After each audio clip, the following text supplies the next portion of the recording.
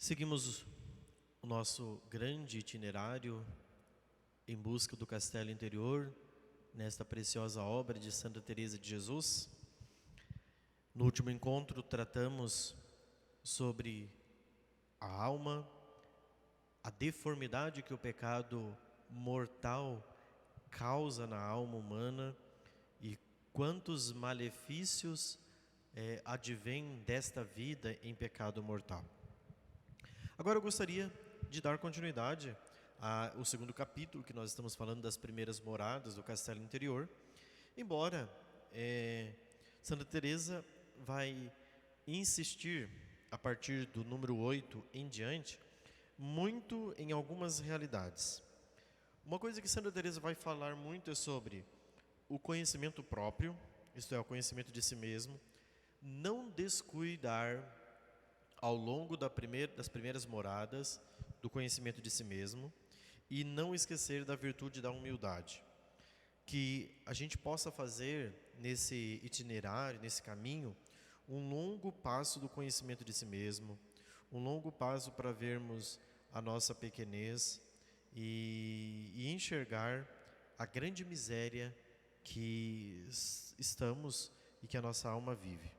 Por isso eu gostaria de convidá-los a dar um passo e olharmos para o parágrafo 10, quando ela fala da miséria humana. Diz Santa Teresa, na metade do parágrafo 10: se ficarmos sempre metidos na miséria do nosso barro, nunca dele brotarão arroios limpos, sem a lama dos temores, da pusilanimidade, da covardia, de pensamentos que são os seguintes. Olha uma alma que fica lá só olhando para a sua miséria e fica metida no barro. Estão me olhando, não estão olhando. Por este caminho não me sairei bem. Ousarei começar aquela obra? Será soberbo uma pessoa tão miserável como eu tratar de assuntos tão altos como a oração? Vão me achar melhor que os outros, porque não sigo o caminho de todos. Não são bons os extremos, ainda em matéria de virtude. Como sou tão pecadora, cairei de mais alto. Talvez não vá adiante e faça mal aos bons. Há uma como eu, não convém singularidades. Então a pessoa fica ali, no fundo, alimentando uma vaidade. Tome cuidado com isso. Tome cuidado para que você não fique ali alimentando as suas vaidades. Que você enxergue a sua pequenez, mas também veja a magnanimidade, ou seja, a grandeza da sua alma, a grandeza daquilo que Deus quer fazer com você, nesse crescimento da vida e na amizade com Deus. Infelizmente, nessas primeiras moradas, nós encontramos pessoas, como diz Santa Teresa, muito absorvidas com o mundo. Elas estão buscando contentamentos, buscando honras, buscando aplausos, e essas pessoas com isso não conseguem avançar. Por quê? Porque elas não se conhecem profundamente. E isso causa, é verdade, muitas perturbações dentro do seu interior. Então, uma alma que vive muito mergulhada em si mesma e mergulhada nas coisas do mundo, no dinheiro, nas honras, nos negócios, ela não vai conseguir progredir totalmente. Então é preciso desvencilhar, é preciso deixar estas coisas. E aqui Santa Teresa fala no número 14, no parágrafo 14, como ingressar nas segundas moradas. Nós já vamos começar a sinalizar as segundas moradas. Nós não estamos falando das segundas moradas ainda, mas nós vamos dar alguns sinais daquilo que a própria Santa diz nas primeiras moradas a respeito de como começar a preparar o caminho para as segundas moradas. Diz Santa Teresa: para ingressar nas segundas moradas, convém logo de início abrir mão das relações e negócios desnecessários, cada um segundo o seu próprio estado. É coisa importantíssima. Do contrário, acho impossível chegar até o salão principal, ou mesmo conservar-se sem perigo nesses primeiros aposentos entre os animais virulentos, que não deixarão de morder uma vez por outra. Então Então, se você quer dar esse passo para as segundas moradas, é necessário, convém, desapego.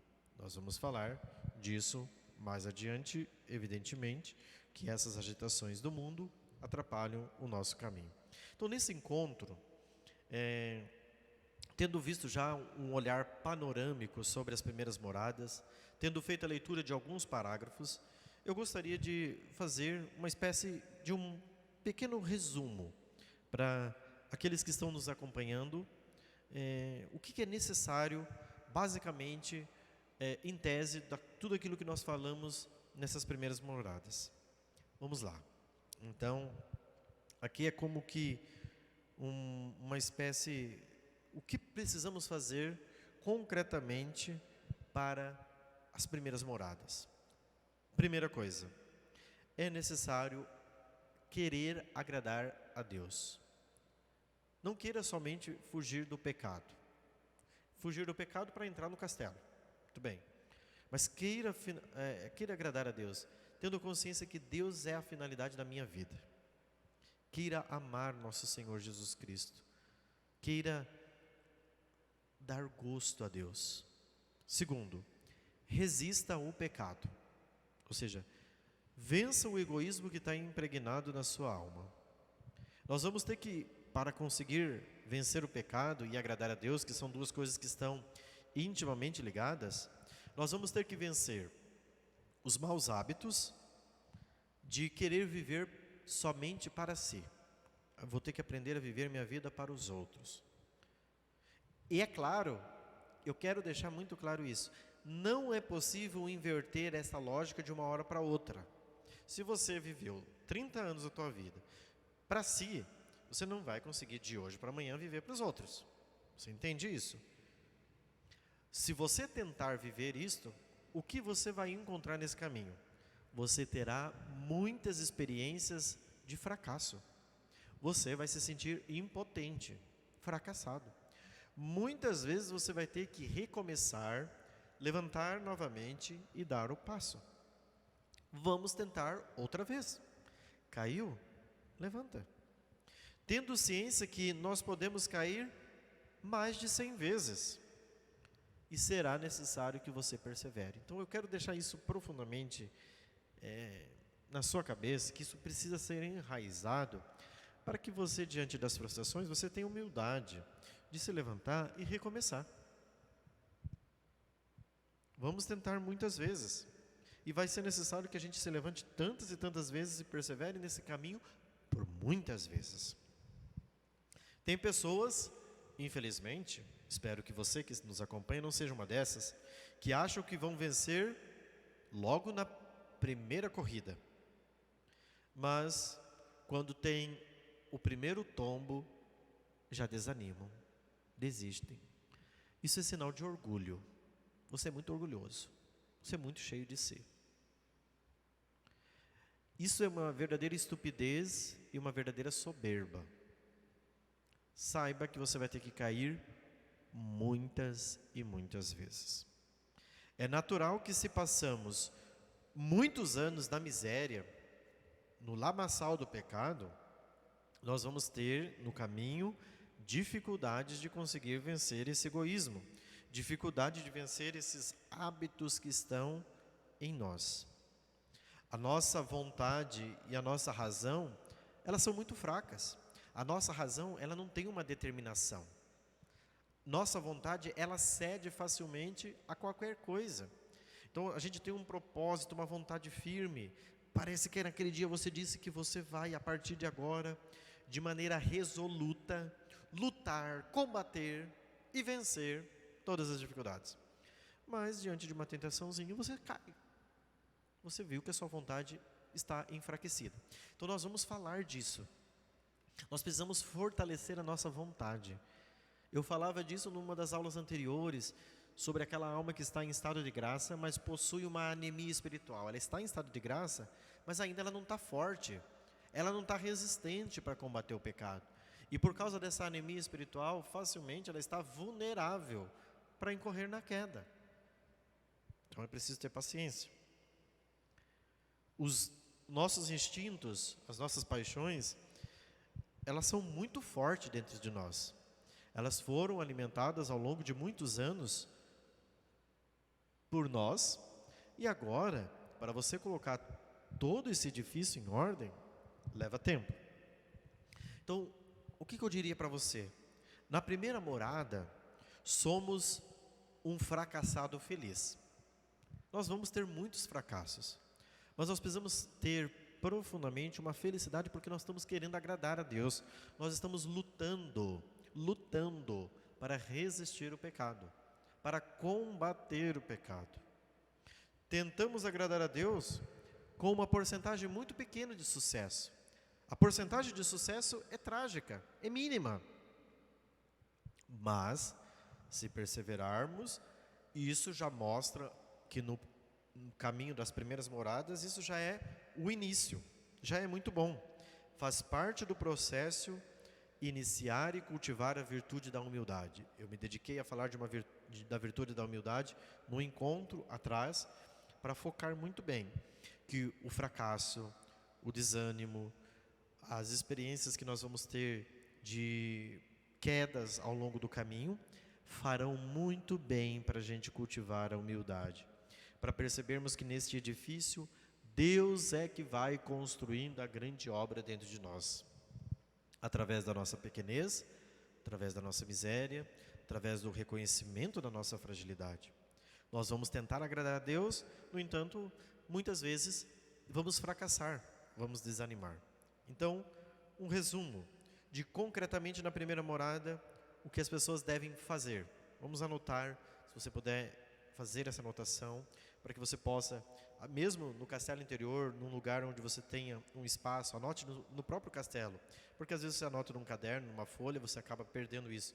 Procure um lugar no castelo interior, no livro, para você anotar concretamente alguns passos fundamentais para nós fazermos e realizarmos nesta primeira morada, para que a gente possa começar a dar pequenos passos no caminho da vida espiritual. Ainda eu vou tratar de outras coisas na primeira morada, sobre essa anemia espiritual, sobre essa desordem que existe dentro de nós por conta das paixões, antes da gente dar o passo para as segundas moradas. Mas seria importante que a gente frisasse bem isso aqui que eu vou falar para realizar concretamente. Primeira coisa, comece renunciando posses desnecessárias. Porque às vezes as pessoas querem começar o caminho espiritual já fazendo renúncia de grandes coisas. Não, ela não consegue, ela desanima. Então, renuncie às pequenas coisas. O que são pequenas coisas? Coisas na sua vida que são supérfluas. Eu diria cacarecos. Olha lá na tua casa aquilo que não serve para nada. Só está lá no lugar tomando espaço. E que às vezes você diz, não, mas uma hora eu vou precisar. Problema, essa hora nunca chega, porque às vezes quando você vai precisar daquela coisa, você entra lá na internet, compra a coisa, e você não se lembra da coisa. Você vai só se lembrar da coisa quando você resolver fazer uma faxina. Eu tinha isso daqui, eu comprei. Tá, muito bem. Então, desfazer de coisas supérfluas, ou seja, coisas que você não está utilizando. Comece a fazer isso. Isso é uma forma de, mas padre, eu não consigo. Viu como fica difícil?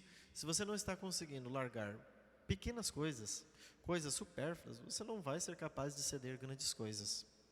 Você vai continuar sendo um egoísta. Então comece a fazer uma limpeza geral na tua vida, renunciando posses desnecessárias. Segundo,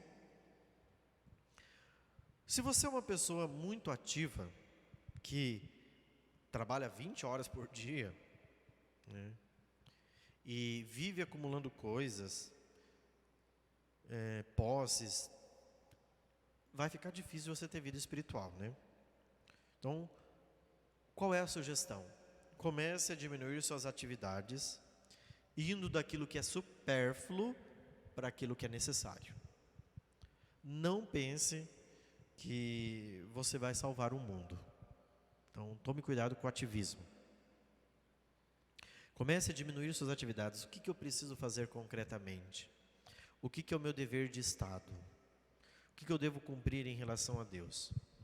Pare de colocar uma série de coisas na tua vida para você não ter tempo de encontrar-se consigo.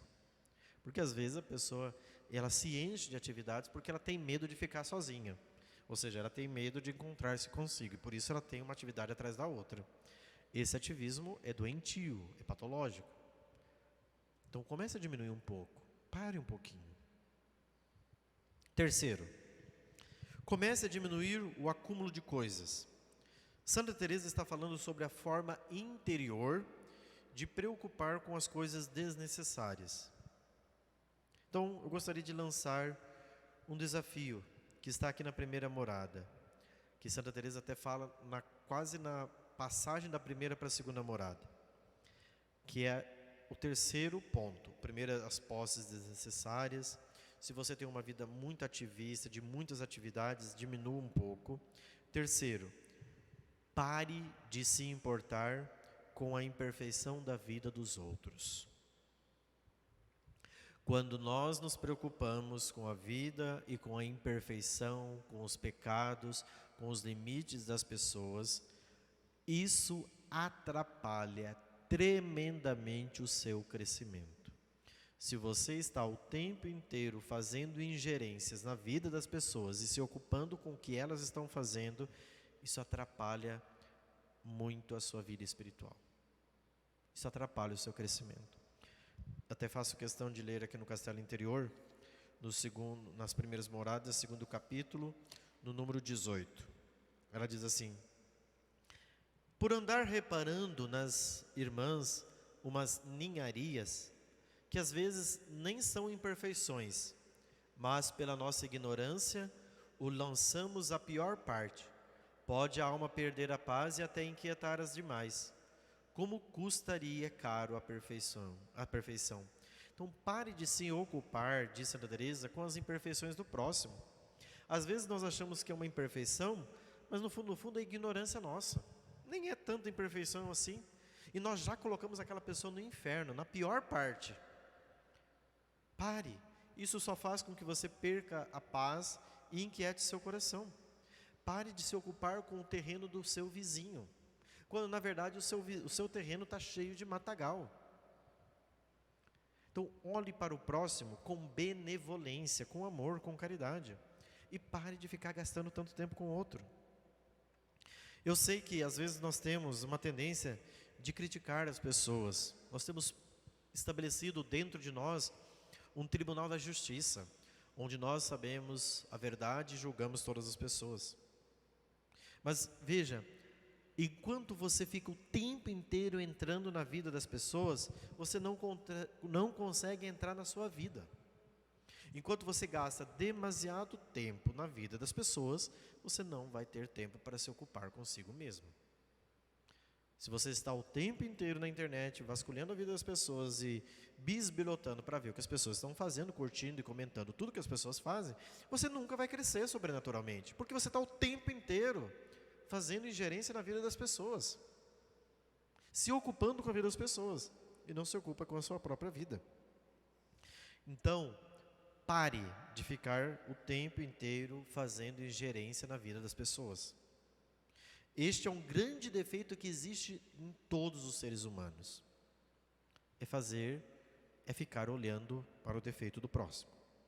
São Tiago, na sua primeira carta, na sua carta, no capítulo 1, versículos de 16 a 27, ele diz que a língua, ela é esmagadora, né? Ela é terrível. E ele diz na sua carta que se alguém pensa ser religioso, mas não segura a língua, é um mentiroso. Se você não tem um controle sobre a sua língua, você é um mentiroso.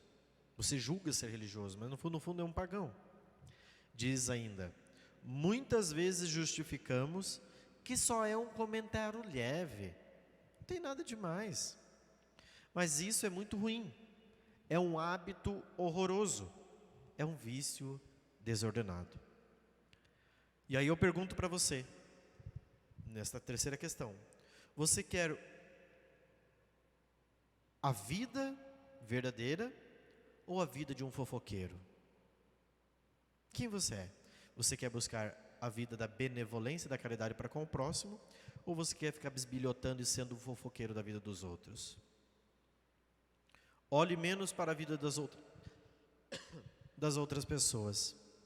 Se você olhar menos para a vida das outras pessoas, isso vai criar um clima favorável para você escutar a voz de Deus e rezar. Quando nós iniciarmos a segunda morada, nós vamos ver que a pessoa que está na segunda morada, ela já tem uma docilidade para começar a ouvir a voz de Deus com mais facilidade.